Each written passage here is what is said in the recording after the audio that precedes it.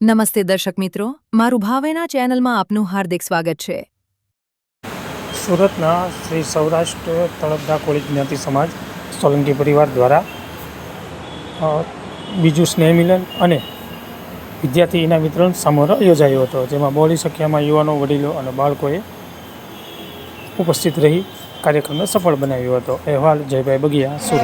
બહુમાન કરવા માટે આવો ધીરુભાઈ સોલંકી વિનંતી કરીએ। સોલંકી સહમતીથી બાકી એ એમનેમ લડી શકાતું નથી, એમનેમ ક્યારે આપણા હાથમાં આવે નહીં, એટલે અત્યારે એ વાવેતર કરી રહ્યા છે। મોટે ભાગના લગભગ ખેતી સાથે સંકળાયેલા આ નવી પેઢી છે, નવી પેઢીને ન ખ્યાલ હોય, પણ આમાં મોટે ભાગે ખેતી સંકળાયેલા। કોઈ બોલાવશે પણ નહીં અને બોલાવવા આવે તો કોઈ જતા પણ નહીં। જ્યાં સુધી કાર્યક્રમ આખો પૂરો થાય પછી આપણે મોજથી, ધ્યાનથી, ભાવથી આપણે જમવાનું છે। અને આજે રવિવારનો દિવસ છે, હોટલમાં પૈસા આપીને જમવા જાય ને તોય 2-2, 2.5, 3 કલાક। રાજુભાઈ સામતભાઈ સોલંકી। આજનો જે કાર્યક્રમ કરી રહ્યા છો એના વિશે શું કહેશો? આજનો કાર્યક્રમ કરવાનો હેતુ અમારો એ જ છે કે નાના બાળકોથી લઈને મોટા બાળકોને પ્રેરણા મળે, એ શિક્ષણની તરફ આગળ વધે અને એનું નામ રોશન કરે અને સાથે અમારા પરિવારનું બી નામ રોશન કરે, અને એવી આશા સાથે અમે આ ઇનામ વિતરણનો કાર્યક્રમ કરેલો છે। બસ।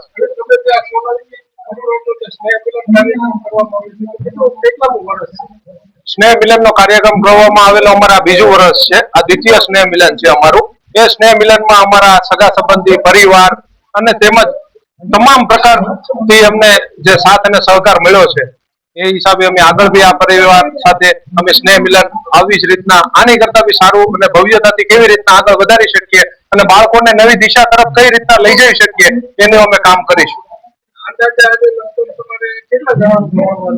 આજે અમારે 1500 થી 2000 માણસોની રસોઈ છે અને સાથે આખો પરિવાર મળીને અમે સમૂહમાં ભોજન કરીશું અને આ કાર્યક્રમનો આનંદ માણીશું। લોકોને સંદેશો એ જ આપીએ છીએ કે અત્યારનું જે યુવા પેઢી છે એ શિક્ષણ તરફ આગળ વધે અને નામ રોશન કરે, દેશનું નામ રોશન કરે, એનું નામ રોશન કરે, પરિવારનું નામ રોશન કરે, એવી જ અમારી આશા છે।